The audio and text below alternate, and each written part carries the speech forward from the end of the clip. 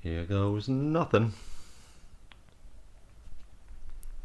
And you join us today there as the famous MGM Leo the Lion there is drawing. I'm not sure if that logo will be on your DVD or VHS. Chances are it probably won't, because this has been released a lot of times. So I'll give you a really good sync point. It just says Manahan Golan and Yoram Globus present Golan Globus Landis Roberts production for City Films. And there's the big cityscape, and it says Charles Bronson. It's kind of a really interesting day to do this commentary on. Complete fluke. I've been planning to do, and it's a little bit sad really, doing the last of the Death Wish commentaries. This is Death Wish 2. Did them completely in the wrong order, but like I say, just sort of, finally may as well do the last in the series, sort of thing. Co-starring Jill Island, that was his wife. I was going to say late wife, but they both passed unfortunately. But talking about that, if Charles Bronson would have been alive to completely timestamp this commentary, it is the 3rd of November 2016, and it would have been Charles Bronson's 95th birthday. And to say why it's on screen, Lawrence Fishburne there's credits, and Robin Sherwood. See what they did there? Well, but Lawrence Fishburne, probably his most famous film. And like I say, if you can't have a drink to celebrate Charles Bronson's 95th birthday, what's the world coming to, eh? Rest in peace, fella.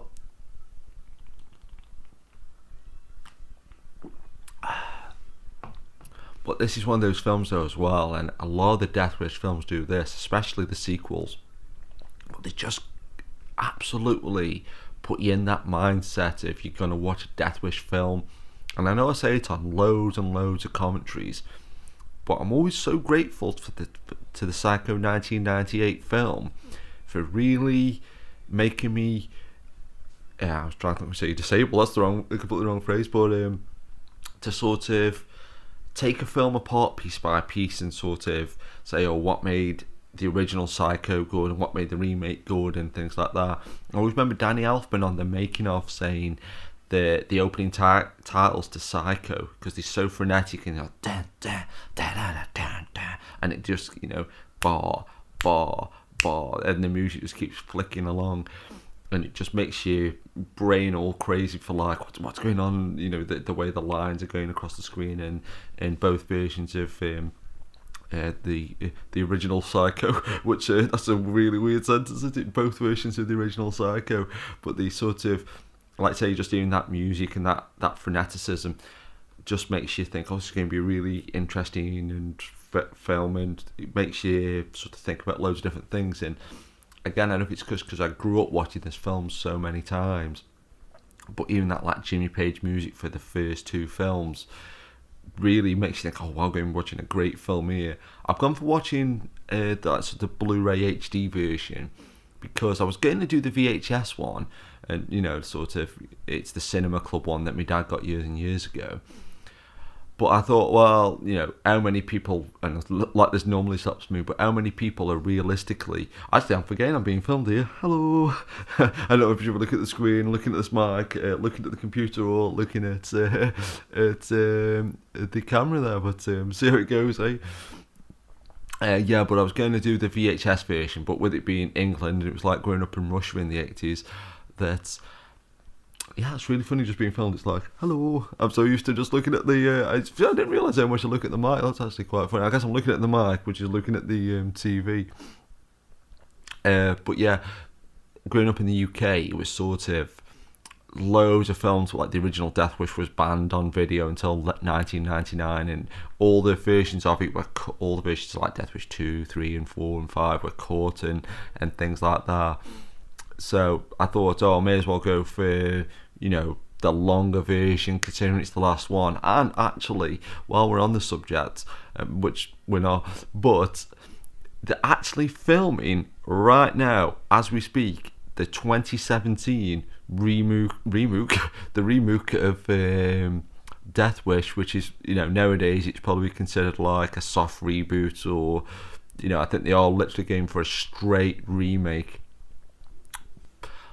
But I can't remember now, because even though it's only about 2 years since I first did the Death Wish 3 commentary, and then I think I did the Death Wish 5 commentary, then I did like the Death Wish 4 commentary and stuff like that, like they're completely in the wrong order.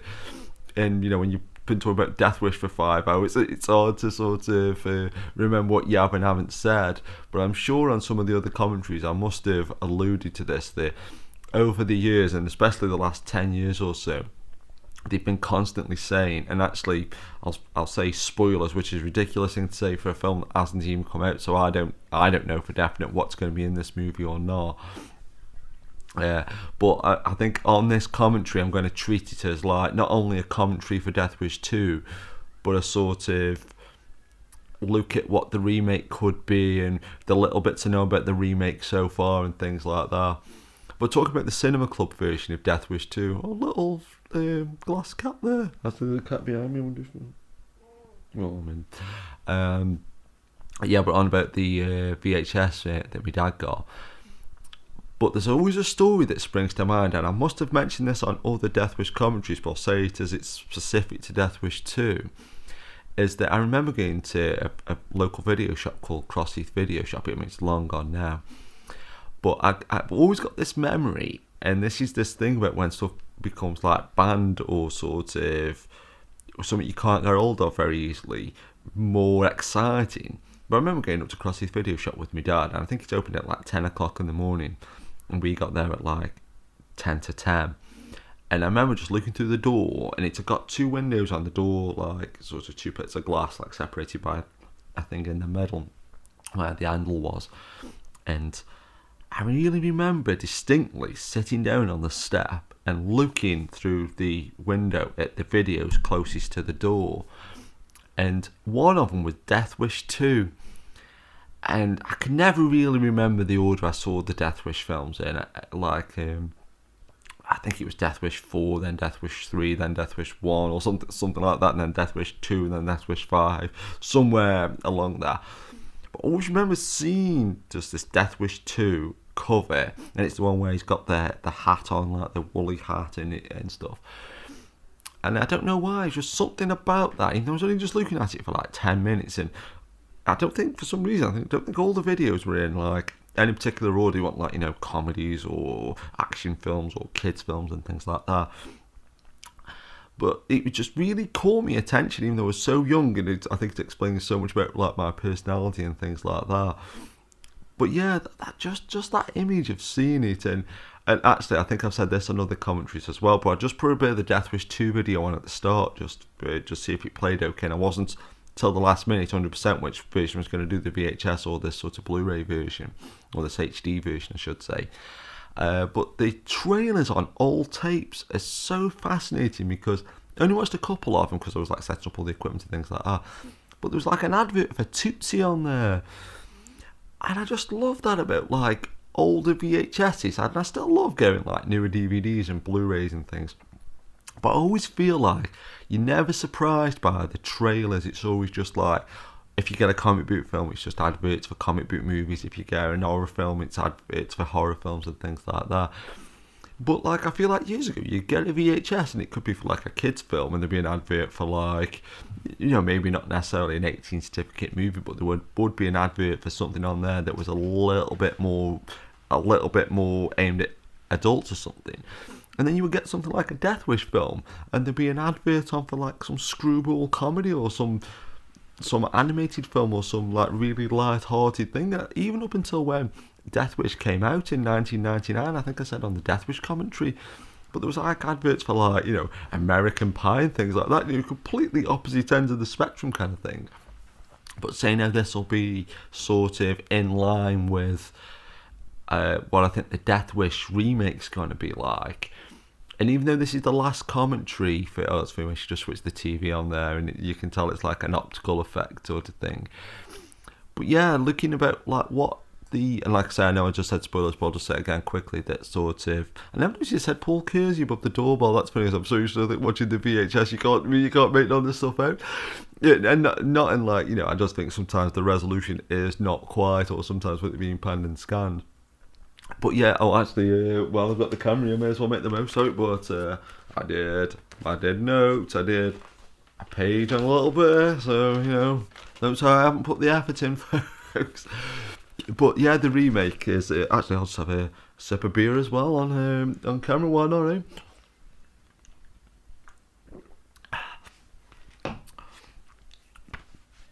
But yeah, things I've heard about the remake so far is that Bruce Willis is playing Paul Kersey. And for years and years he was saying it was Stallone and things. I think Stallone's producing it. Well, actually, that's just reminded me. There's been a rumour the last couple of days, so it's completely time-stamping this commentary. I'll have to try to take a picture of it if I can. But just when I do litter trays, because I've got 2 cats, and when I do the litter trays, if I run out of newspaper, sometimes I might just have to buy a newspaper, or if I get given newspapers. And I got given the Sun newspaper, and I can't believe how embarrassing a newspaper it is. And just when I was just doing the litter trays, just before I started the commentary, it said, I have to try and get a picture of it and try and show it on the commentary. But it was saying there's going to be a reboot of Rambo. And the article was like a little tiny article. It said, Stallone now who's 70 is too old. And then literally, I think the day before, because this was 2 days ago's paper. Excuse me. Sorry. Burping on audio is bad if you've got the visual as well. So I apologise. But yeah, I think even in the last 2 days, this has been discredited, and it's actually Stallone is actually going to be doing the remake of Rambo.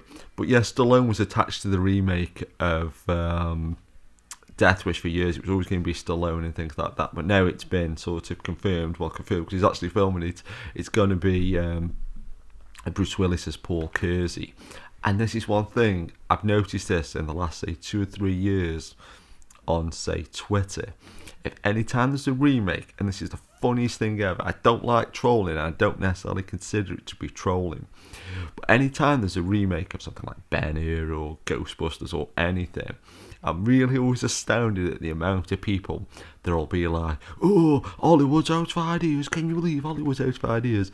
And I'll then say it happened with, say, Ben-Hur, and I said, what about this version of it, this version of it, this version of it, this version? And people are like, well, yeah, that doesn't really count. And the other day I saw a couple of people complain about this Death Wish remake, saying, oh, Hollywood's out of ideas and that. And I put about, well, what about Death Wish 2, Death Wish 3, Death Wish 4, Death Wish 5, Death Sentence, which is based on Death Wish, the original Death Wish 2 novel by Brian Garfield. People are like, oh, well, yeah, it's so funny that people have got so little knowledge of movies and things like that. And actually one thing that's really funny as well, since doing these commentaries, and especially doing these commentaries on myself, and I'm sort of picking films that are a little bit more weird and just sort of films that I've always picked films that I kind of grew up with, but I always feel say when I've got 100% free reign at what I'm doing a commentary on, I'll do something really random my mind's gone completely blank, but just some of the Care Bears in the movie or something like that I'm the only person I know who's interested in it or something too. But doing commentaries for things like the Death Wish films or say Count Your Convenience, I'm amazed that say you can do a commentary and the amount of people are like, oh, look at you doing commentary, who do you think you're? And it's really interesting that I feel like the people that do commentaries and the people that listen to commentaries, I love listening to commentaries, especially if I'm just say playing FIFA or just say walking down my dad's house or walking into town, or especially when I'm going to sleep. I've gone into a really bad habit now of just listening to commentaries, and if you get the screen up on my phone, most played it's a Two True Freaks commentary or a Zarbin commentary, or in the top 10, nearly my top 10 most played things are commentaries and things like that. So I think, and I've noticed a lot of people as well, people who do commentaries, they take so much crap for oh, look at these people, who do you think they are? And it's it's wow. But anyway, yeah, it's a little aside, there's a bit of a reel to reel there. But I'm just trying to look what I've got on my notes here. Elizabeth Shue and Bruce Willis. Oh, that was one thing. It said Death Wish was filming above the Loop in Chicago. And I went on Twitter, when Twitter goes good, and I just said to me, what's the Loop? And somebody replied quite quick and said it's the overground train section in sort of Chicago. And I think they're actually filming in Canada. But that's one thing that's going to be fascinating in, say, future installments, that sort of, and that was another thing as well on Twitter when somebody said big fan of the Death Wish films, I can't believe they're filming in Canada. And I said, oh, what about, Death Wish 3 was filmed in London. And they're like, oh, I didn't know. And it's oh, okay. But So yeah, they're actually filming in Canada, and from what I can gather from an extra or some extras have said, that I think it's like some, like, you know, like a soccer scene, like I think they're playing like football sort of outside, like kids soccer game or something like that, which is very reminiscent to the vigilante film Paparazzi, produced by Mel Gibson. So I don't know if it's like a little bit of a nod or a reference to that. But what's kind of cool as well, and this is something so cool that, like, I know I said it on my Death Wish 4 commentary about like a billion times, but because like Death Wish is from 1974, and not just because of that reason, but anything that's from 1974 that I like Texas Chainsaw Massacre, it's just that extra icing on the cake, that extra frosting that just makes it so much more enjoyable to me. And with the original Death Wish being from 1974, I was hoping that there would be some kind of, well, even just the fact that it's a remake of Death Wish is enough, really. But I'm kind of glad that there was actually a car, I've just always looked at the lens on, there's actually a car from 1974 has been spotted on the set of the new Death Wish film. And I really love that element to it, that if they are going to be directly referencing like 1974, like if it's Bruce Willis's cars from 1974, that would be so amazing. And how it was filmed in Chicago, how it's partly filmed in Chicago. Well, yesterday I was watching Adventures in Babysitting, the Elizabeth Shue film, and that was set in Chicago. And I think only a little bit, so it probably filmed in Chicago. I'm not 100% sure. But I thought that was a pretty funny coincidence that I'm now watching a film from 1987 that's got Elizabeth Shue in it. And then, you know, fast forward all these years later, and she's like giving me the Death Wish film. But that's one thing as well that I do think is really, really fascinating, is that, like growing up like Elizabeth Shue, she was like, you know, the Karate Kid's girlfriend, and she was Tom Cruise's girlfriend, and, you know, Cocktail and stuff like that. And now I assume she's like the mum or the wife in like Death Wish, and it's like, you know, just like looking like Jill Allen and Charles Bronson on screen. And it's funny, these like quote unquote young actors that I grew up with, like Bruce Willis and Elizabeth Shue, they are now like, you know, the respectable adults with respectable jobs and things like that. So yeah, that could go either way. See how that goes. Actually, there's a website, I think it's called censored.org or something like that. I'll have to actually try and get the actual screen grabs up or put a link to it. But it's a really good website that compares, like, and usually it's British versions of films, because that's where the most changes usually happen. But like versions of films that have been cut and edited down. And I remember seeing the Death Wish 2 one, and it's like, you know, the British one's got this bit's gone, this bit's gone, this bit's gone, this bit's gone, and I was just rambling on there, just doing all those scenes. But what are we now, about 18 minutes into this commentary, and that's those scenes at the start of all the Death Wish movies that are really unsavoury and sort of, you know, tasteless in a lot of ways, and, you know, pretty indefensible in a lot of ways. But those were always the bits that, like, I didn't really like. And I always remember when my mum used to watch these films, was like, oh, she just wanted to get to like the I'm sure she didn't want it for the action necessarily, but, you know, I think she liked Charles Bronson and things like that. But those are always the scenes that I'm glad went out of the way. And like now I feel like, you know, in the next, like, say 5 or 10 minutes, the sun just coming up, it's a great scene, or a great shot I should say. But I feel like Death Wish 3 is pretty much, there's a poster for a film that I think that I was just reading on in this, it's funny because I actually show it now, this great Charles Bronson a book about the Death Wish films called by Paul Talbot, Bronson's Loose. I know sometimes it's pointless just saying what's in this novel, but just literally sprung to mind, so I thought it's worth mentioning. It's a novel, did I say novel? This book, that, like, it's supposed to be set 2 years after the original Death Wish, but if you really pay attention, you can tell, but, like, who really cares? Like I say, because of film posters and cars and things like that. And my point was going to be...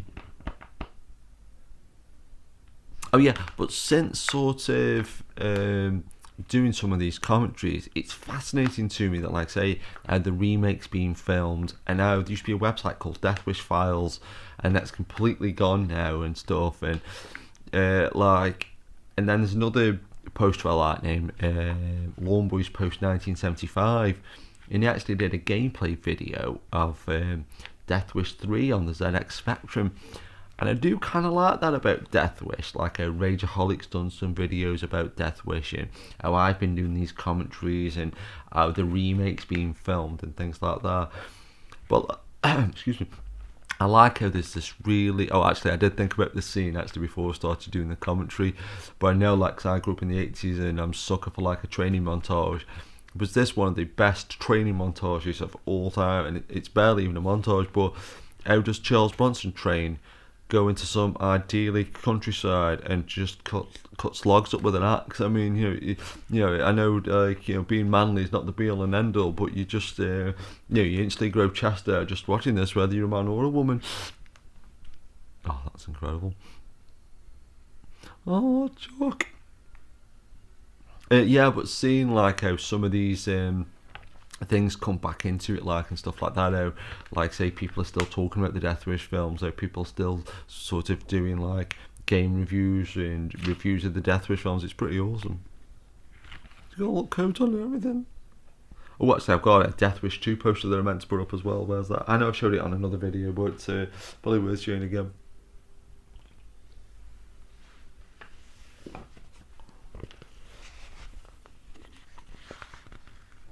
Very large.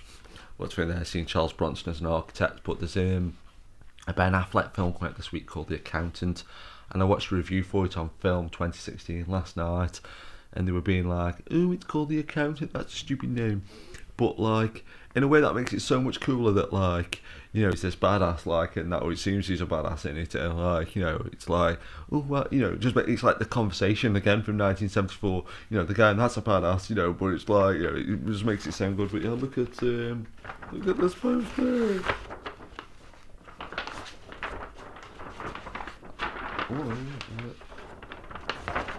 I actually should do the whole commentary behind this poster. It just makes me seem like a totally awesome guy. Oh, hair on my mouth.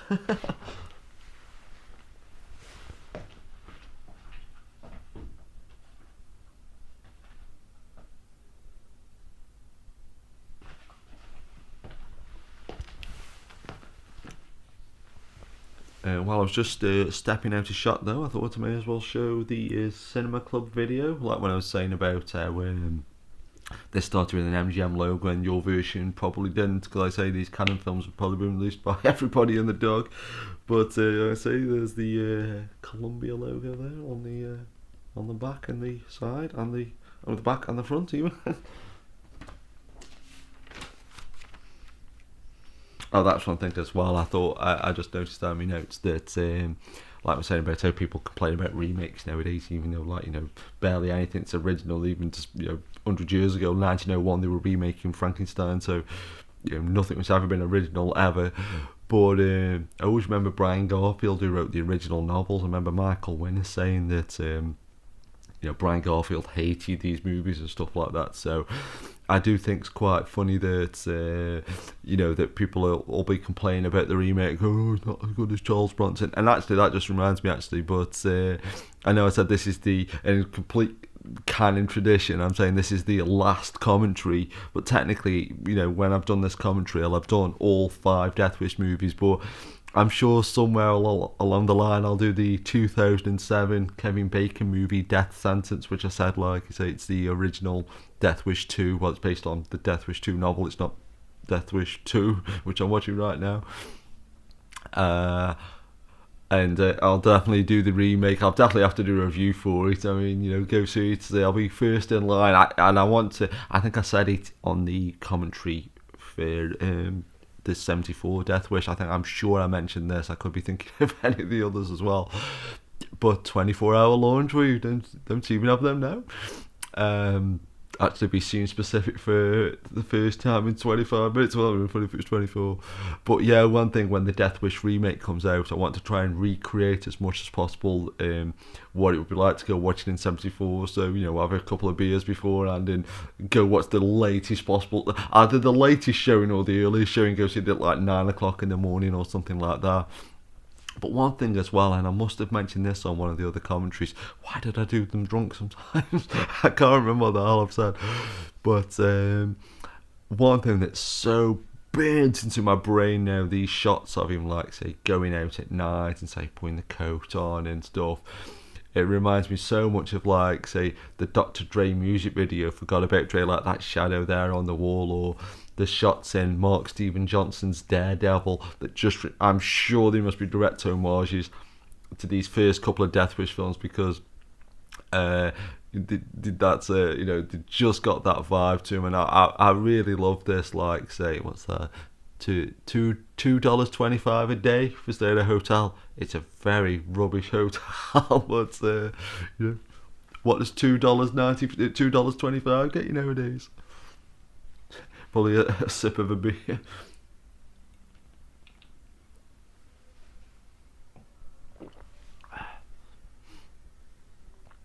But yeah, that was one thing when I was saying about, like, say, there's a bit of a trend now with remakes to have them as, like, say, soft reboots, and there'll be like part sequels. But these first two Death Wish films really are pretty much the only ones that have any kind of continuity. The way that police guy comes back, and how his daughter was still alive at the start and things. And apart from that, you could watch these, and even then, like, I know I grew up with these films, so I know the chronological order they came out, and I know the little bits of continuity that's in there. But realistically, though, you could watch these films in any order, and would it really matter? So it's like with this new Death Wish films, a bit like the Friday the 13th movies. Pretty much they don't join on. So it's like, with when this remake comes out, or with Death Sentence, they're all of much of a muchness, really. As long as they've got some, kick-ass vigilante action in there, it's like, who cares, right? I love how crummy that hotel room is there in that light, and I love how the curtain is like just a bed sheet on the wall and stuff. A bandstand.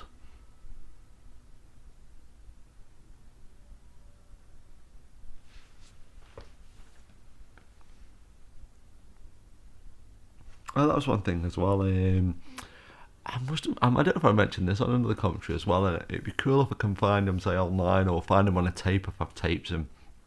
But this was probably about 5 years ago now, and there were some Christmas adverts on a UK channel called ITV2, and like, they've got ITV1, which is like, all your Britain's Got Talent and X Factor and all your really boring mainstream shows. Well, not, they are what they are, but you just, your normal channel.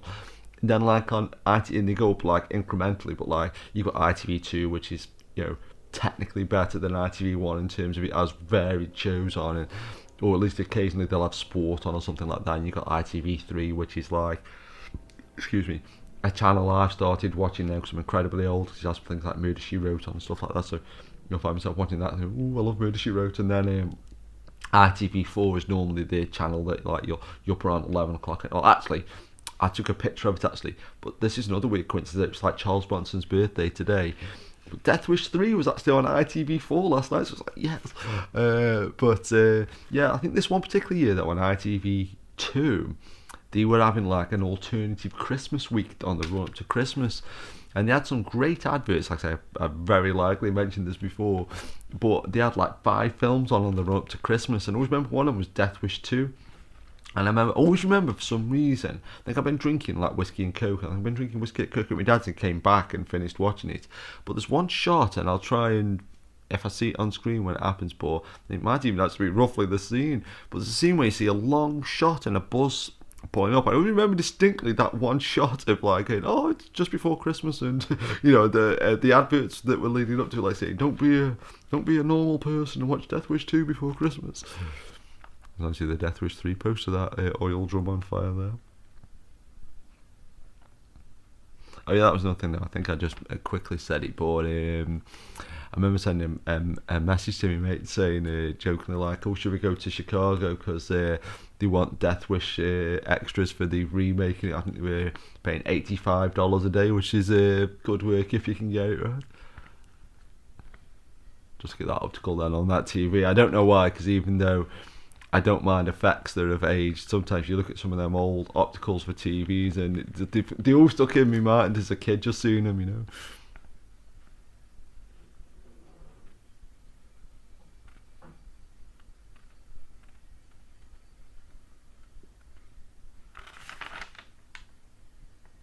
I think I've actually mentioned all 14 points on my notes. Oh, I didn't have a random crew member. I could pick one from the. No, I'm pointing at. Anytime I see that there, I just saw a menu outside like a diner. And one thing I always love doing when watching older films, like just seeing the rate for that at a hotel.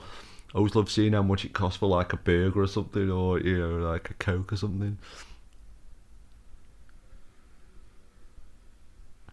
Actually, like I said, I didn't want to sort of mention sort of too much in this book because it's you may as well just get the book or read Internet Movie Database. But some great stories about Death Wish 2 here about like canon and how they didn't have the rights to it when they very first announced that we're going to make Death Wish 2, and the writer was dead excited when he finished writing the script for it and stuff like. I like that payphone sign there. I think it was one of these shots here that I remember just watching it that one Christmas week and stuff like that.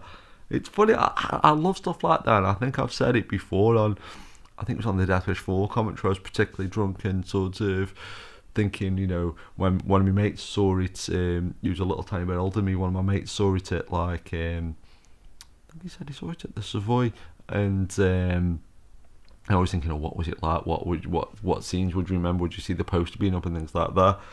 Well, I love how you can just look back as something as simple as like a few years ago and think, I remember seeing it on TV, and even these stories about people saying, they're filming Death Wish just down the road from me. I kind of think it would be funny in 4 or 5 years' time when the Death Wish remake is just on ITV4, and it's just like, or especially like say 10 years from now when it's been on ITV4 loads of times, and I've got like the Blu-ray or something, and it's just like this film that's just out there in the ether. And that's funny as well because actually I think they couldn't have picked a better director, because some of these other directors that have been in the running for it, I think they were perfectly good and there was nothing wrong with them. And like I say, when Stallone was attached to it and stuff like that, and don't get me wrong, I would love a Stallone version of Death Wish, but like casting Elizabeth Shue, casting Bruce Willis, and Bruce Willis might be a little bit too on the nose and stuff, but I think Elizabeth Shue is interesting casting, and but Bruce Willis is a good choice, and but Eli Roth as the director, I'm really becoming a fan of Eli Roth. I mean, I was always, I was like kind of indifferent to him in a lot of ways, but a lot of his more recent films I kind of liked, and I've since come to realise, like, he's, I like most people anyway, even if, they're complete idiots or nice people or whatever. Got better things to be doing with my time if I like somebody or not.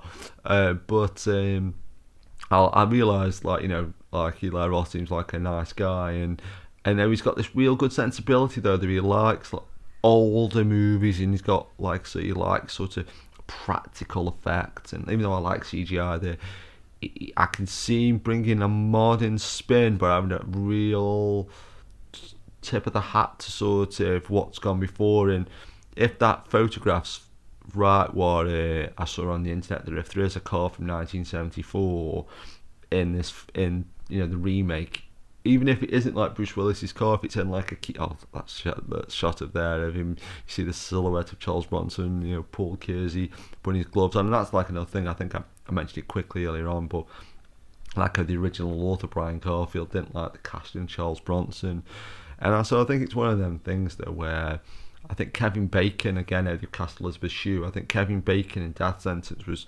quite clever casting, because you always associate Kevin Bacon with what being Kevin Bacon, and Footloose and Friday the 13th, and obviously Apollo 13, and the EE adverts for anybody from the UK, where he's dressed as Britney Spears and stuff. So kind of in that regard, I think like sort of in the Death Sentence, if it was, what's his name, Lee Warnell, I think that, and then again that was an interesting choice for the director of that film, because he was a guy who did Saw and Dead Silence, and again I think he got that sensibility of being modern and quote quote hip. You can actually see me doing air quotes this time in theory, as long as it's still recording. Is it still recording?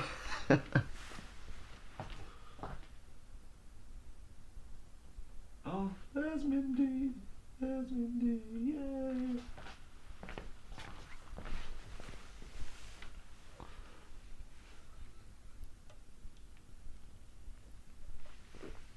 Yeah, I wonder how many times have I done air quotes so far, and have I realised I'm on camera doing it?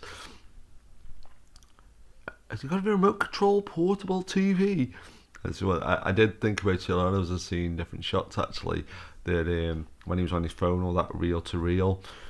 Well, that's one thing I love watching older films for. Even though, like, say, if I look at like the setup now, I've got this laptop here, I've got this external mic here, I'm recording myself on my phone. I've got like 55-inch TV watching like a HD version of Death Wish, and I wouldn't have it like any other way in a lot of ways. But I love watching like what technology people had and what was considered quote unquote like a sign of being like rich, and like there, and he's got a remote control portable TV, and I must have done. Have I ever had a remote control portable TV? I don't think I have. I think one of my mates, Gaz, I think he said once, I think one of his first TVs, I think he said was remote control. I wonder how many of these locations are still here, and that's another thing though as well. I must have said this on nearly every single commentary that I do, but if you ever see an old person, or especially an animal on an older film, especially if it's something from about roughly this time period, I'm like, oh, could that person still be alive? And you're doing the maths in your head of like, well, if he was like, if it was a dog, and you think, well, he'd have to be like the world's oldest dog. I think the world's oldest dog and the world's oldest cat, I think were actually born in the 80s. So I think, I'm just clipping fingers there. But yeah, I think the world's oldest dog and the world's oldest cat were born in the 80s. So there's definitely a very slim chance that this could work. Oh, and I've seen when they did the Death Wish 4 commentary. But that's one thing I do love about see that World Cup pinball machine there. I love it when you see an old arcade in a movie, because you just sort of think, oh, look at how classic those games are and how sort of retro they are. But that was another great thing though that's only happened really recently, is that I've got into pinball tables. Like any time I used a pinball machine years ago, it just wasn't very good. I'd put my money in, the ball would shoot round and just go straight down, and it was like I may as well have got the money and threw it over me. Actually, I was playing Donkey Kong I was playing the other day, and I was playing it this morning, and I've been watching John's Arcade to try and get some tips on how to improve my ridiculously low high score. So yeah, I've always been a big fan of like arcade in gaming, even though I'm really bad at it. But yeah, pinball machines, I've since really, like say, since watching TNT Amusements with Todd Tuckett on there, respect you if you're listening to this commentary, which I was going to say which I doubt, but he's a big film fan, so you never know. I actually messaged him the other day about it. I said one of the staff at TNT looks like Frank Stallone, and he messaged me back. So everything's lattice of coincidence. It's all there, right? But yeah, since watching like John's Arcade and sort of knowing people that have got arcade machines, and I've got an arcade machine, and like say pinball machines and arcade machines, I think a lot of people just don't realise how sort of elaborate they are. I think if you go up to a really traditional arcade machine that's just like, one box with a joystick and a couple of buttons on, or a pinball table, and you just think, oh, it's, actually it'd be interesting to go on Car Movie Database and see some of these cars are there. I thought it was an AMC Gremlin in there and stuff. But yeah, and pinball tables especially, I used to think pinball tables were like, say, your ball would fly around the table and that was it. But you got like, something as simple as the flippers are way more elaborate. But then there's so much to pinball machines. Like there's little sub games you can play, and you can activate certain things on the table. And if that isn't impressive enough, if you see a pinball table lifted up or an arcade machine opened up, just how elaborate they are. Like, and I think to say fixing, I'm not that adept at fixing them or knowing much about them. But when you see people that are really good at fixing them, it's knowing so many different disciplines. You basically got to be a carpenter, a bit of a painter, an electrician.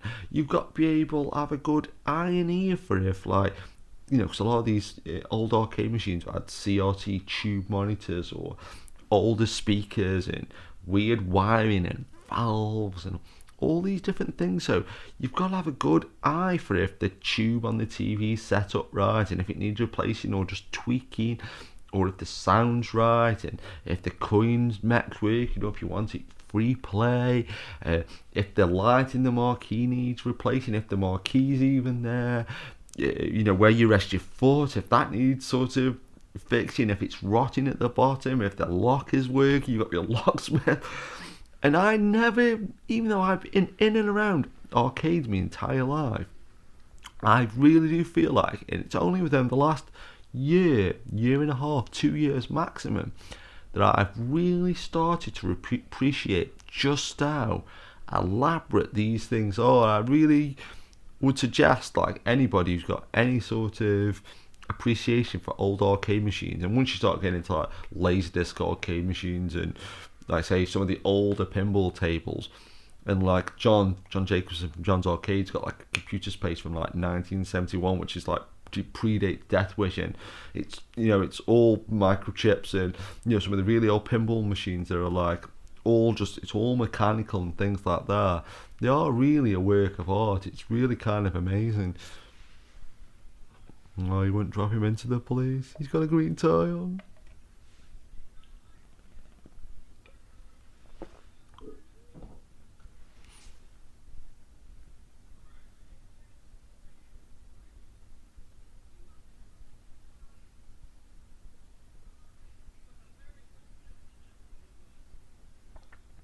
What's funny though as well, I must have mentioned this more recently on a few things. I've done them on the Friday the 13th videos I've done.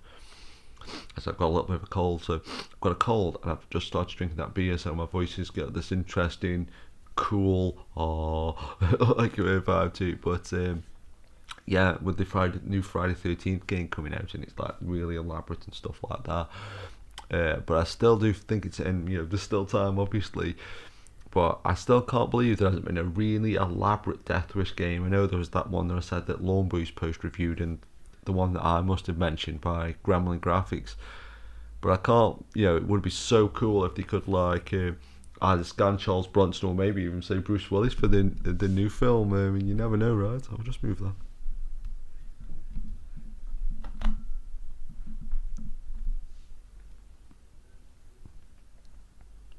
I love those shots that are set up in the filmed in the day. There, you can see the daytime outside the window. And again, I've probably said this on other things. Excuse me, probably sounds like a right madman. But I really do feel like you can tell that's the 80s out that window, even though it's like a vertical Venetian blind. Always had Venetian blind. I really do feel like that 80s. I don't know if it's smog or the summer's a lot brighter then, or the film start to use, but it's got that proper 80s-ness to it. Actually, that's one thing I was going to do, and it's actually midday now, so probably wouldn't have been a good time to do it. But I was tempted to do a Two True Freaks thing, and actually I've got a Kung Pao chicken in the fridge, and I could do with some spicy food to, so I can sort of actually breathe and stuff, and I could put some Frank's hot sauce in there and stuff. I was almost going to do that, and eat it on the commentary, but I decided against it. If I take a picture of my Kung Pao chicken, actually I could bring it in. I only got one beer, else I'd have to go in the kitchen. I could definitely bring it in.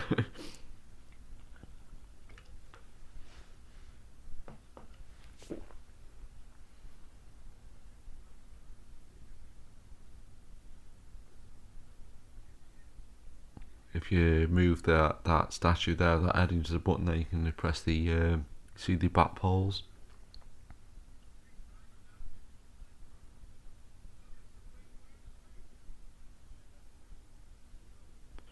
I can't remember what site it was on now. It must have been Death Wish Files. I can't think what website would have mentioned it, to be honest. But some of the shots in the first, the first three Death Wish films, because they were directed by Michael Winner, and rest in peace, Michael Winner. By the way, I must have said that in the commentary. That's another film. Actually, Dirty Weekend was another film that I could, if I suddenly get the anchoring to do. Oh, anchoring, is that the word? Daniel Peters. Never noticed that before.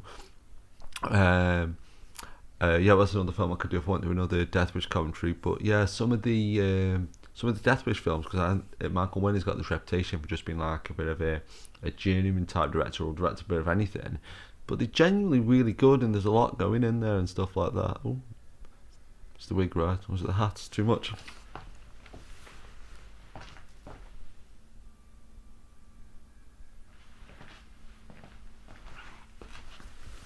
Still recording 45 minutes in. There's a guy just walking in dungarees. But that's what's kind of funny though. As you can see now, I'm not exactly the most stylish person in the world, but I can't imagine just wearing dungarees outside with no t-shirt on underneath. I mean, not that the t-shirt's a deal breaker, right? But yeah, if that's your thing.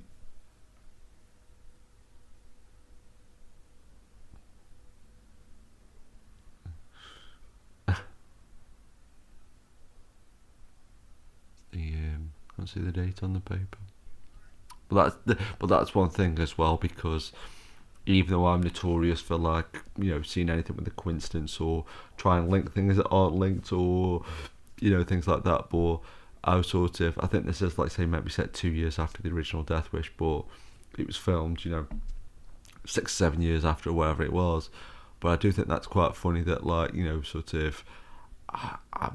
it must have been after the internet before I even realised that there was not that there's that time discrepancy necessarily, but that was even a thing. When I think the first one came out in the 70s, the last quote unquote proper Death Wish film came out was it 1998 or whatever it was, and to me they may as well have filmed within 5 years of each other, because I never think, not that I'm consciously thinking about it, when I pulled Death Wish 3 off the shelf, or say when it was on ITV4 last night, I don't suddenly think, well, I'm watching a film, that was filmed, 20 years after the first Death Wish film. And, it's a funny thing that once you do, if you do think about it, it's a bit like with, to a lesser degree or more of a degree, depending you look at it, like say the Planet of the Apes films or the Romero films, they could all be, they could all join on perfectly, or they could all have no connection whatsoever.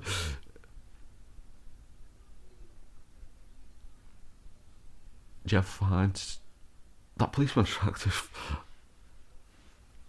What's funny though, because as well on a lot of commentaries, I've had a quote unquote bad habit of saying, "Oh, I'll take a picture of something," and so often I keep thinking, "Oh, where's my phone?" Even though usually it's on silent, or I think, "Oh, if it doesn't ring, during the commentary or something like that," and then it seems funny that it's actually right there.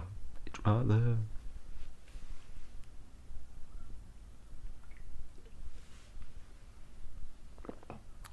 And as well, it reminds me of the TV at my mum and dad's house when I used to live there as a kid. That the way that TV was, because you've got the settee there and the TV here facing this way, totally the worst possible place you could have. Well, I guess you'd be lying on the settee looking at it. I guess it'd be quite good. That's something you only ever see in movies, and breath things. Where I can do with one after this.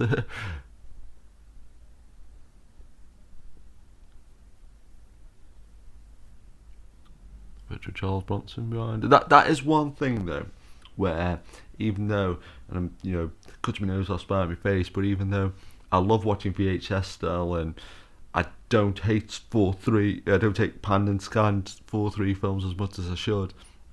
But there is something quite special about watching them on a half decent sized TV, and in the clearest possible way you can. And you do see completely how they were meant to be watched, and I think that's a very mild superpower that I've got, that I don't mind watching. I think sometimes you can take it way too far when some people will watch something that's the worst compressed digital file you've ever seen, and it's you can only watch it if it's on a screen about that big. But as long as it's some commercially released format like a VHS or Betamax or Video 2000 or Laserdisc, as long as there's been some, and even if you watch it with on a disc tune, I know this thing doesn't exist anymore, at least I don't think it exists anywhere in the world, but even if you watch on analog TV and it was slightly disc tuned, as long as there's some kind of sense to that broadcast, or some way of that format existing, I'll watch about anything. But I am really surprised though, people say, "Oh, I can't watch VHS, I can only watch HD," and then literally a couple of days ago I was saying, Curry's / PC World as it's known now, or PC World / Curry's. I think it is Curry's. Oh my god, the seagull that's just landing on there is freaking massive. There's a big lamppost there. It's, oh wow, I wish I got my camera to have a picture of that. Wow, that's one of the biggest seagulls I've ever seen. But people are like, "Oh, I can only watch a certain file format," and they'll watch like they can only watch like HD or like 4K or something, and then like say I was seeing it in like say Curry's PC world, like these crystal clear images, and then it's becoming something now when HD is hold all that.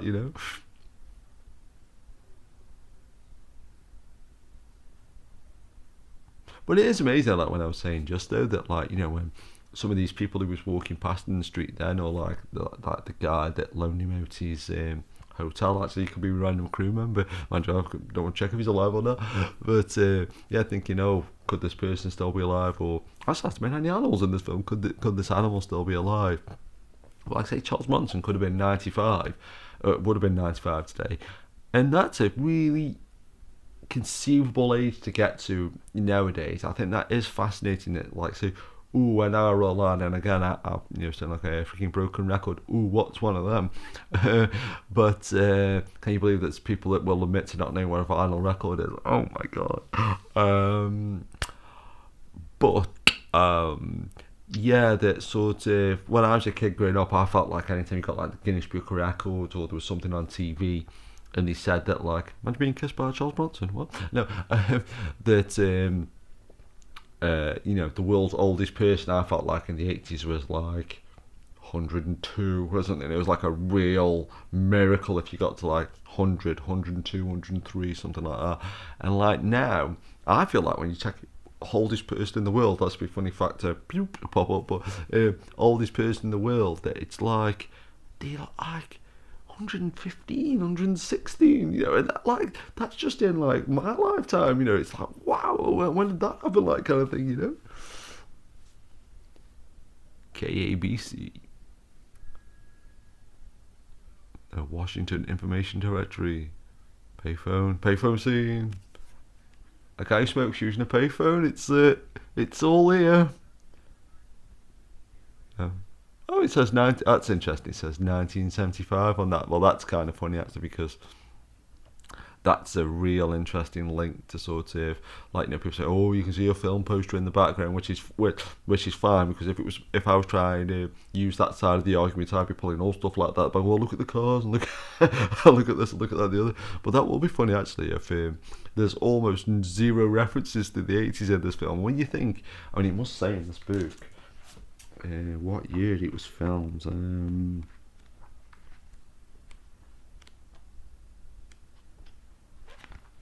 It's a cool. I say I'm paranoid and it's not recorded. It's not knock over my beard. No, it's still there. Pretty cool.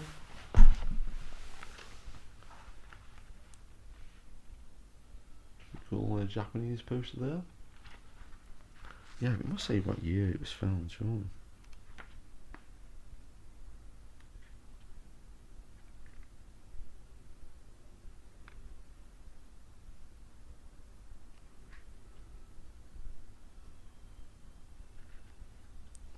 It'll be in there somewhere, or I'll find it on the internet. Oh, I think this might have been that.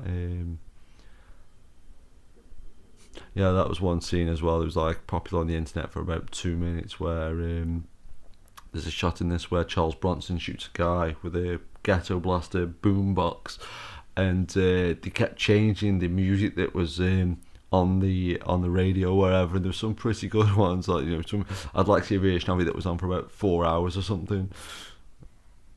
Probably never ever get rid of cigarette adverts. It's definitely the 70s.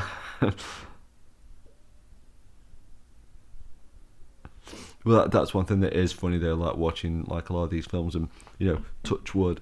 It's his famous last words, if ever there was one. It's cool though. The Minnie's actually had a catio in visual format. She's actually cool. Yeah. Is he on the commentary? Oh god, he's one of them. He's one of them cat people. Yeah, but growing up, again, touch wood. But like so you sometimes you walk through like somewhere you think, oh god, but like touch wood, like I say, nothing, touch wood, nothing's happened to me. But which was that shot that I can remember? Which was that shot that I can remember that I can't remember? But there's something sort of about these films that have imprinted me so much as a kid.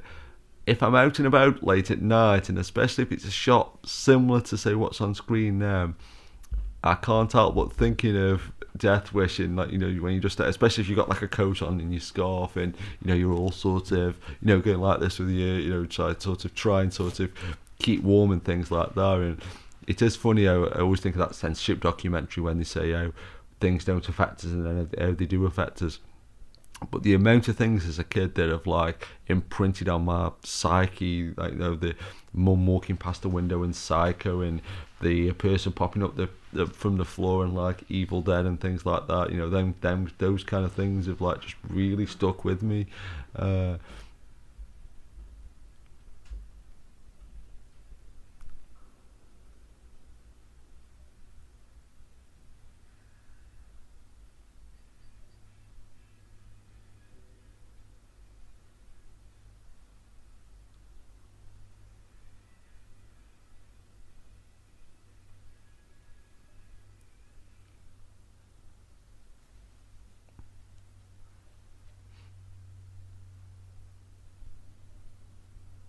That's funny though as well though, when you see like say Charles Bronson, say he just always looks like a different. Sometimes like you see him at the start of this, and seems like you see him in like Great Escape and things. You just look like a different guy. I like those there's a building with like red, yellow, green and stuff on the thing. It just reminds me of there's a building in the local town centre that's got colours on it like that. It just kind of reminds me of that. I wonder what that building is.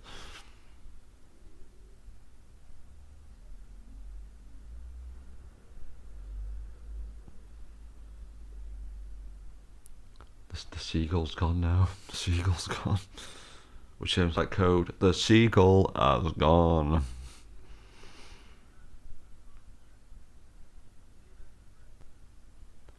I almost wish you could do that. That's a proper movie thing where you can tell a cab driver just to drive around for weeks and weeks at a time. That was a funny coincidence though, talking about watching Adventures in Babysitting yesterday. But Eric Shue, Elizabeth Shue's idiot boyfriend in it was the guy who played Eric in Billy Madison. He's about Radioholic, who'd done a lot of Death Wish stuff. He'd done a Shadow radio play for Halloween, like a recreation of the Shadow script. And so I put the Alec Baldwin version of the Shadow on, and it had got the guy who played Crazy Carlin from Billy Madison. So it was like, coincidence. And again, this was like, it's where a lot of people really hate how so many things reference each other, or so many things sort of are the same. But I can't get over how sort of, I love this, like how it's all this like, I always love that lattice of coincidence scene from Repo Man, but I really love that all this stuff feels to me like a really big stew or something in a mix that's just all together and all just, I always feel like that scene in like cartoons when you see like a load of smoke and every so often a couple of arms popping out and stuff like that. But I almost feel like that where like there's all this just chaos going on, and just every so often it just all joins together really perfectly.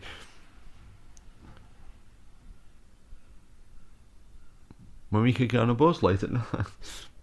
I don't mean because there's trouble, I just mean because there ain't no buses late at night. But it's like the other day I was going in Manchester to see John Carpenter, and luckily I had a lift there and that, but the latest train to come back was 9:30 at night, and it's like, who comes back from a major city at 9 o'clock at night? And actually, I'll say it while I'm actually thinking about it. But went to see John Carpenter in Manchester. One of the best gigs I've been to. Amazing. I've seen John Carpenter. Just wanted to chalk off a list and things like that. And there's people there. They give you. You brought cans of beer, but they didn't open them. You didn't have to. You could put them in your pocket so you'd finish drinking them and stuff like that. And I think the camera's just stopped.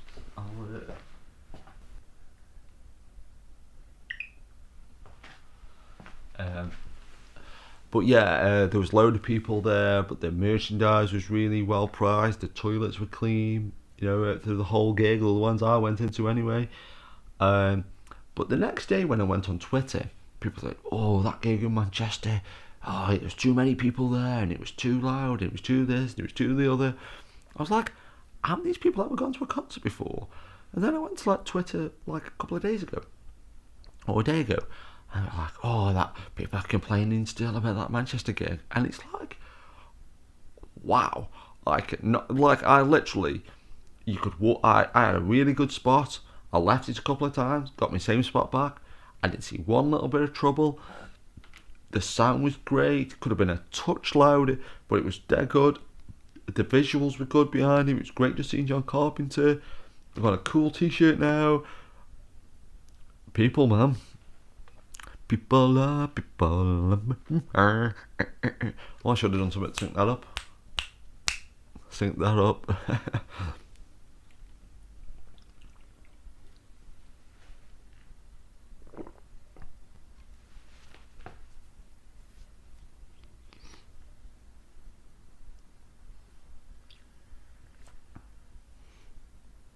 It's always bad when you've only got one beat and you've got to make it last the whole film. That can't look familiar, that tree.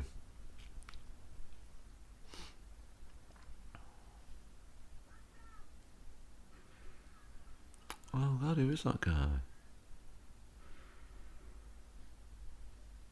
That guy looked really familiar. He looked really familiar. I can't quite place him. Still got one of the weirdest feelings that humans go through when you can recognise a face, but you can't quite place it. I was watching Ash vs Evil Dead the other day, and the guy playing the sheriff in like Detroit and stuff. Really made me always kind of cool if you're a siren when you're watching a Death Wish film. I don't know if that's picked up on the commentary or not. But as I say, Joker, rest in peace. Then. I was watching Ash vs Evil Dead, and the guy playing the sheriff, I was like, why do I recognise that guy? Why can I recognise that guy? Why can I recognise that guy? And then, oh, here we go, he's like, boom, and he shoots the ghetto blaster in the guy's face. Lawrence Fishburne, as is known to people. But yeah, he was a guy from a soap opera called Neighbours. That's why I could recognise him. So there's another one of my Orson Welles quality anecdotes there.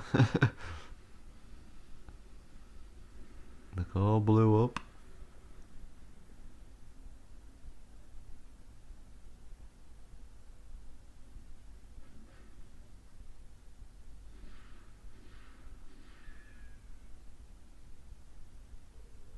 What would have been fascinating about the Death Wish series, though, that I know, like I said before, I mean, I love a good sequel or remake or whatever. Whatever. But if it had just been the first film or just these first two, because I say there is this sort of at least attempt to bridge the two together, it would have been fascinating to see how the series was perceived if it wasn't, because I think sometimes when there is so many remakes and things like that, that even if you've only seen like one, if you've just seen Death Wish 3 or Death Wish 4, or you just played the computer game, and I must have said this before, but this is always a thing that really interests my brain and how my brain works. But when something is quite self-contained in a way, it's not like, say, something like I don't know, The Late Show or something in America where there's like 2,000 episodes and it's been on for 50 years or something. Or something like Mad Magazine that's been in like for forever, or some newspaper or something. But when something is a relatively self-contained thing like the Death Wish movies, or say Van Halen, or something that you think, oh, it's just this. But if you look at Death Wish, how many times it's been copied, parodied, and now we're talking like remakes and sequels and reboots and all these different things, that how much of an influence there is out there, how many people at some point have come into contact with like a Death Wish movie, or know about Death Wish, or have seen Charles Bronson, or seen that computer game, or know about, like, say, this new Death Wish film with, say, Bruce Willis in, and like, say, people who've been watching the new one filmed in Chicago. Actually, I saw a good tweet, funny enough. I think the guy replied, but somebody saw a helicopter flying overhead for this new Death Wish film being remade, and I said, oh, it'd be funny when you see that shot from the angle you took the photograph of, see it from the other side, you know. Oh, just stretch my legs.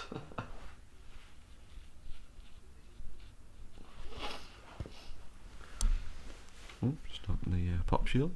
Just noticed that platinum disc on the wall then. No, gold disc even. Paul Kersey, architect.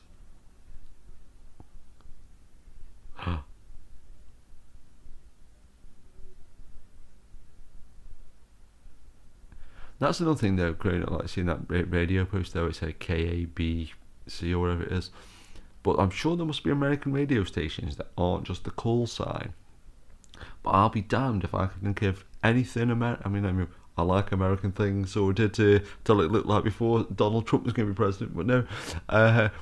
Politics, no. But I like American things, and like you know, just thinking, God, I can't think of a radio station where it's not just 4 letters. Mind you, British radio stations aren't much, but I like how that looks like it's the world's geekiest person's bedroom. A police scanner.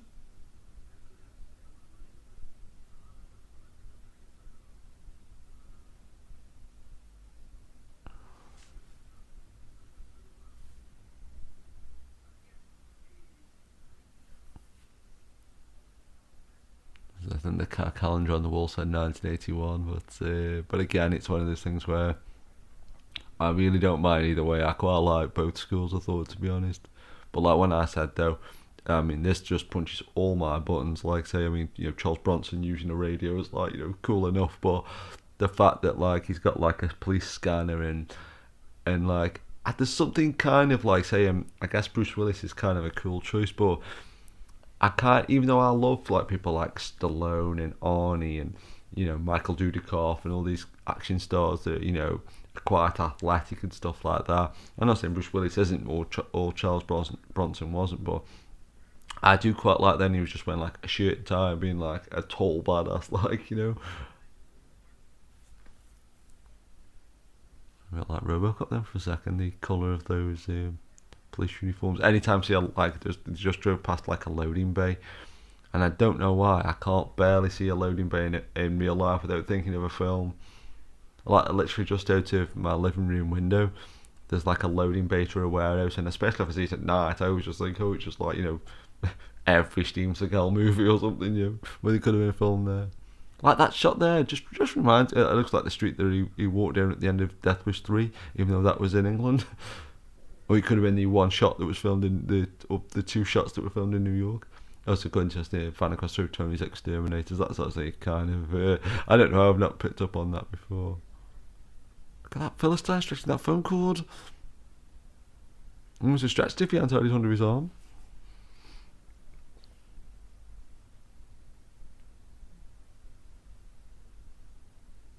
This is always a really crazy ass scene, and so that's a great shot there. I mean, that's one thing as well. Talk about things like The Late Show or 80s films. I know you still get even now. Oh, that's you know, I don't remember that shot of Charles Bronson jumping down there. Obviously, it wasn't Charles Bronson, but I mean, I don't think it was. Oh my god. The TV. If that TV fell on you, you'd be in big trouble. Yeah, but seeing like a big shot of the cityscape, and especially at night when everything's lit up, but I do find that kind of shot endlessly fascinating. Like saying about like when there's so many permutations and so much scope for something, I do sort of think that sort of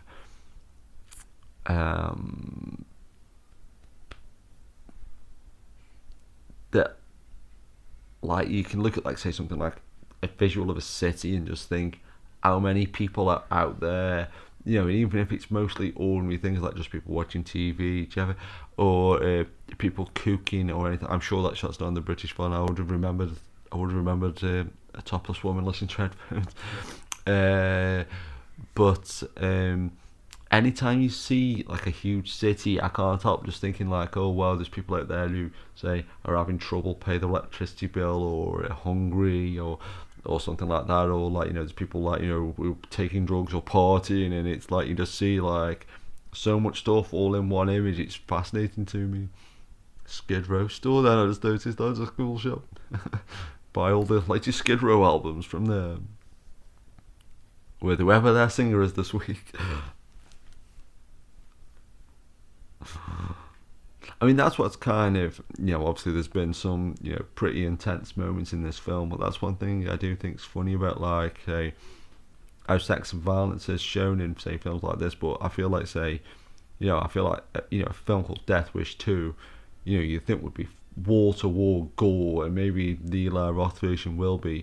Well, obviously they haven't done Death Wish 2, but you know, the Eli Roth version of Death Wish. But you think a Death Wish movie would just be so insanely violent, and you know, just that blood on his arm there was, you know, the most amount of blood in this entire movie. And this is the uncut one too, as far as I know. Colin shaving cream there. Basically, if there was some random aftershave in there. See what I did there? Oh, it's all matter.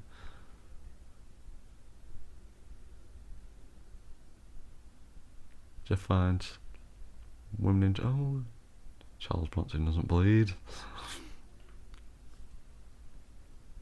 How many TVs has he got in his house? He's telling us that architect money, can't he?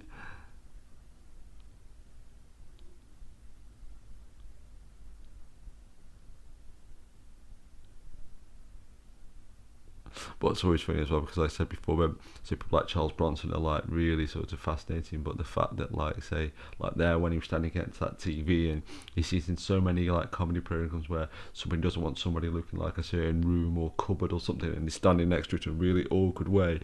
But it was actually kind of, it had like, not to say comedy to it, but there was an interesting, it was a different perspective of like how you see Charles Bronson as total badass. Them stenographers though, that's one job where I actually did watch a video once, sort of showing the basics of it and sort of how it sort of works and things like that. But like, I know sometimes, like, you know, I like being self-deprecating, or you know, I think, oh, you know, I could do this, or I couldn't do that. But being a stenographer, I'm sure that's one thing that I could never learn how to do. Famous last words, right? Another TV.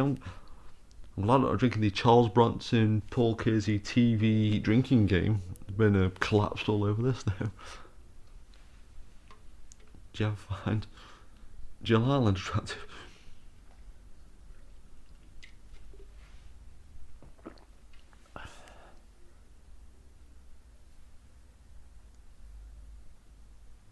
I suppose she's got a pen in her hand then. I was it's a productive use of spare time, but I was trying to figure out how to spin a pen between my fingers.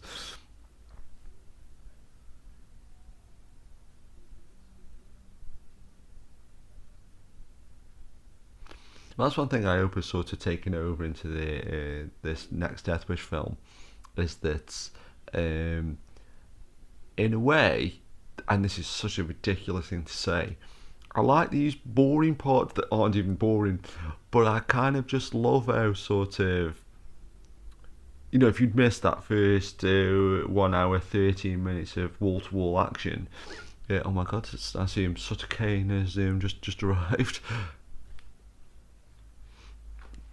But yeah, these scenes here, they're just so matter of fact, and sort of, you know, just going to see somebody and just talk to somebody, and you know.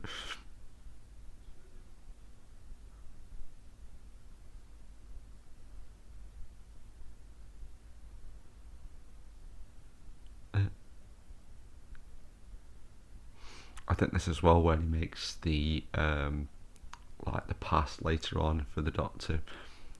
But one thing that, like, that's one thing about older films that I do think, and they might even do it in this next Death Wish film, I don't know. But say years ago, I think if you wanted to make like a pass or a badge, even with my very limited crafting skills, you could probably have a fair shot of doing it now. But even, you know, if some, you know, I know there is still people who print stuff really terribly, you know, they've got no idea how, like, you know, excuse me, that you need an half decent image with half decent like bit rate and things like that. Is that the right phrase? Oh, excuse me. But yeah, like there I was using just like Tipex, and I can't even get Tipex anymore, and you know. That's a tip X you could usually get high with, I would have thought as well.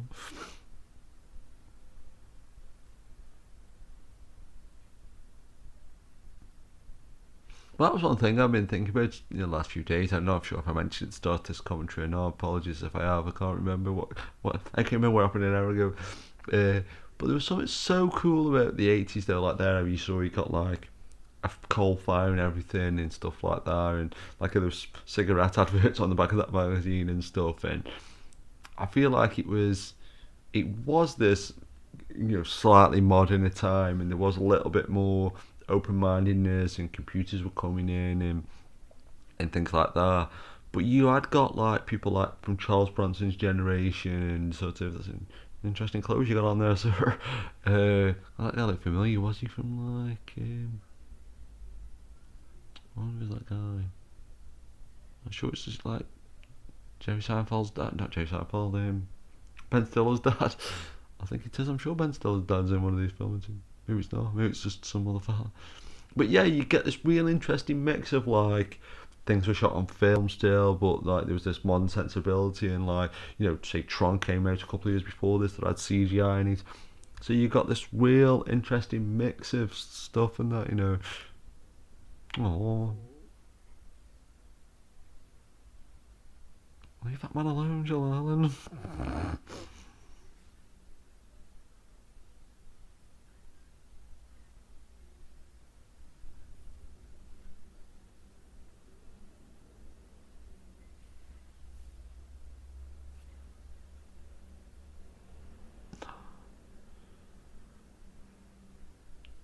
What's fair? I'm trying to think if I've seen a shot recently that that's one thing when I'm doing commentaries as well. I always sit like on the edge of the settee like this, or the edge, or sometimes on the floor.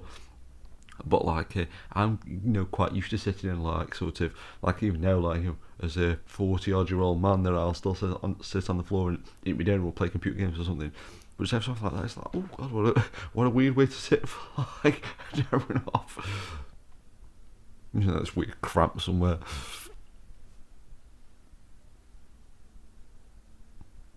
But yeah, I'm just trying to think if I've seen a shop recently where you can have photocopies done.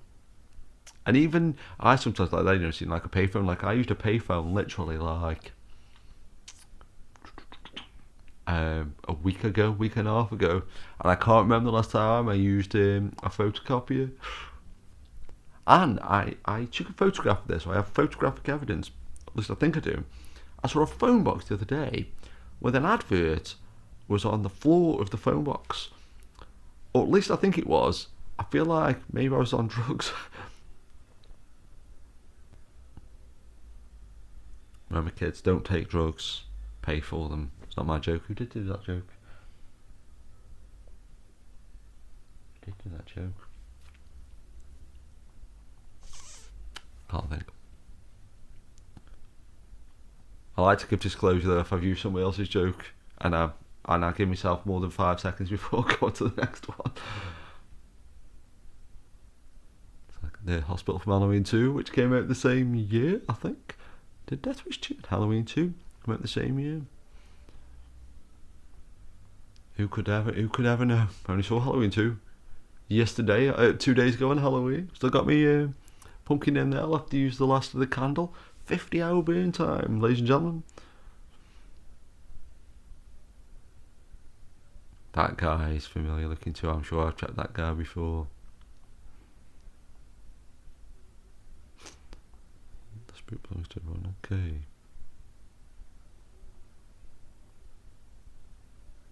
It's convenient that he saw that sign, was.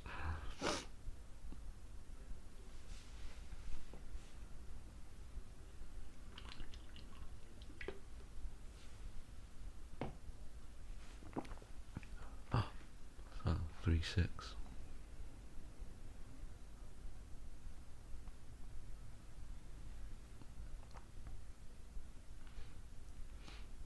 Surprised I didn't remember the actual number there. I think it's 1-3 as the number John Matrix uses in Commando for his weapons out. John Matrix, Lawrence Fishburne, The Matrix.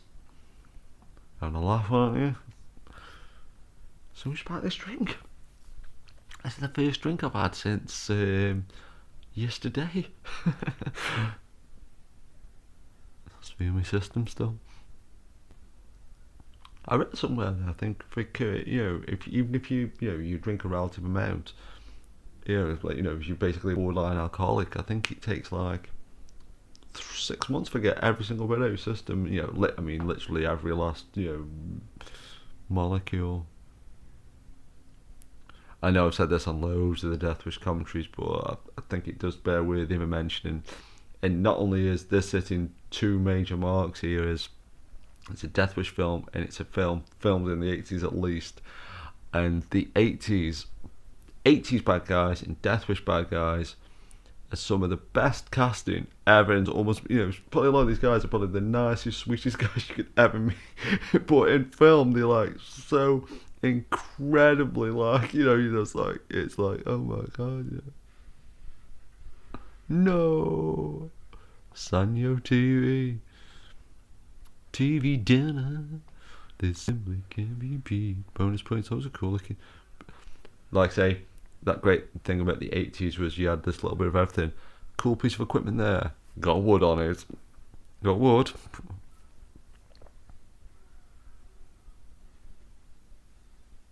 Oh. Yeah, I never noticed that in that stunt double, I think, had a beard. I don't think I just noticed that. That's funny. What's I think he did? Maybe I just. What was it? What's funny about that though, when they say about how Punch is sold, that was a really well, the choreography there and the way that punch was delivered and the way the guy sort of reacted to it. That was awesome. This was always a shot that was cut in the old VHS one. Who will my random crew member be? I don't know whether maybe he could go for that guy who was the guy that rented Charles Bronson's apartment to, if his name's in the credits.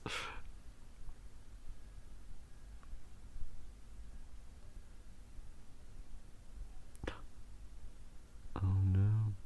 I knew it was you, boy.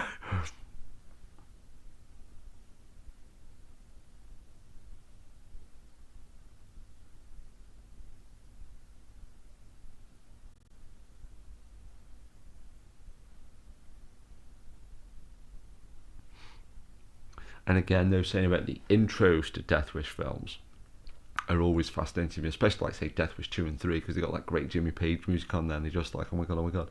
But these outros as well are really good, like there where I'll give you like, time get away and all this kind of stuff.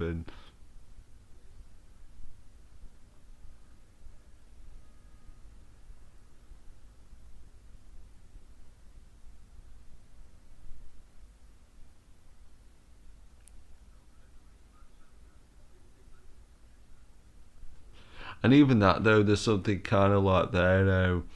He didn't sort of, he's there just running a little bit, but like say, I feel like say in some films you get like that really cool sort of like, he dive out the window or something. But something quite naturalistic there about like how he's sort of like, you know, only just about giving time get away. I mean, I can only did it about 2 times, but like if I was ever at school and sort of if you were like, you'd been let out 30 seconds early. I think I must have said this on commentaries before. Oh, Excalibur there, that's like the John Borman film, isn't it? But I've got a book signed by Charlie Borman. Ooh, listen at me. But I always said Cockerbank as a crocker. Do you ever find your Island attractive? Oh no, he's stuck in traffic. Yeah, but at school, we used to have a swimming bath that was right by the main road, and then on this main road was the quickest way for me to get home. But they didn't like it. Really, what you're supposed to have done was walk around to sort of where I think it was like a crossing or something like that. But if you could get out without the teacher seeing, you could leave where the doorway was, walk straight across this road, and you'd be right bang on the way. It was about half an hour walk back home, wherever it was, uphill both ways. But it was genuinely was about 30 minutes walk home, or 20, 25 minutes, and it was 1025. That's almost the frequency to my local radio station, to my radio stations. And the time of the clock, what? Yeah, so like there when Charles Bronson was sneaking out of that hospital, it kind of just puts me in that frame of mind of like, you know, when you've got to get out of a building quicker, or if you've just like, you know, if you've been in a job interview or something, you won't get out, you just, you know, you're like, when you get out, Charles Bronson obviously was doing a cooler thing, but of course it was Charles Bronson. Remember, delete your web history or your photocopies that you leave in the bin. No.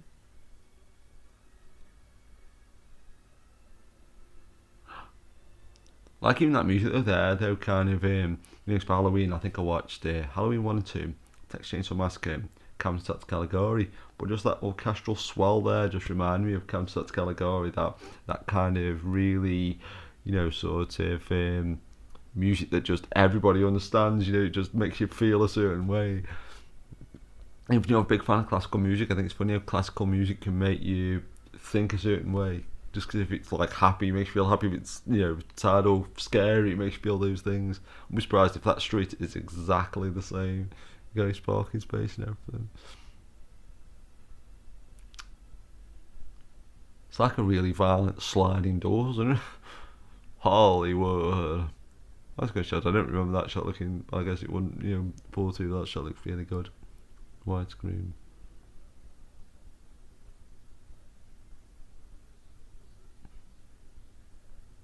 This is a great shot though. I think Minold comment. They always turn the radio off in films, don't they? Is it not Minold? Yeah. Cameras. There's so many TVs. You put that TV in that wall. It's like McDonald's when they did it and they had to take them out because they broke after 2 weeks because there was nowhere for the heat go. That guy with that phone cord, the TV guys. These guys don't respect electronics. Oh, it says it's Radio 79 there. It's not set in any. Oh, what you were doing? Oh, just milling around in there. Just do a slow zoom in to Charles Bronson's face. And that's the end of the film, ladies and gentlemen. And these shots, oh, look at that. Be good, like, say, get some shots of the Daredevil film up against that, because I'm remembering exactly. I said vigilante on that wall then. Cast Paul Kersey, Charles Bronson, and now we've got a new Paul Kersey now. Robin Sherwood. Oh, what was that? Minister, tourist. What was the Chinese? Oh, you're having a laugh. Could be a better ever random crew member. Chinese landlord. It's Peter Pan. We've literally just watched a film with an actor named Peter Pan and another actor named Robin Sherwood. Well, that was the last of the Death Wish commentaries until I do one for Dirty Weekend, Death Sentence, and the Death Wish 2017 reboot sequel. I love those reboots, the race. Did you hear that helicopter going over, folks? No, that's going to the hospital. Hope the person's okay. There's a hospital down the road, and sometimes Robert Wise. It wasn't the Robert Wise, assistant cameraman Robert Wise from Sound of Music, which was on TV this morning. The coincidences just keep going. So yeah, see you on the Death Sentence and Dirty Weekend commentaries, and here's to the Death Wish film by Eli Roth. Let's hope it's not rubbish. And I forgot I'm on camera. Cheers, everybody, and just gotta wait for it to finish. Keep it locked.